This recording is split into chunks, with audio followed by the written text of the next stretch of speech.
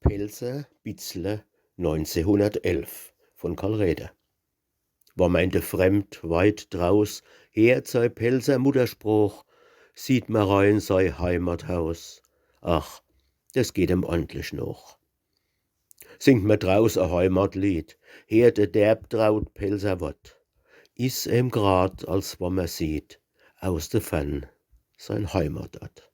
Mensch, du wärst im Pelzerwald, fühlst de Pelzer Sonnenschei, und es zieht dich mit Gewalt an die Hart und an der Rei. Aber es schönste, dunner Keil, anders kann's jo gar nicht sei, is und bleibt draus alleweil Pelzer Bitzler, Pelzer Wei. Heimatluft und Duft und Sang, Persching, Ros und Aprikos, Lieb und Treu und Glück und Klang, hat de Palzwei in seinem Schoß. Elfer Bitzler, himmeljährig, feierisch, rassig und so zart, der schmeckt öntlich noch Gebirg, Winzermädchen, Sonn und hart.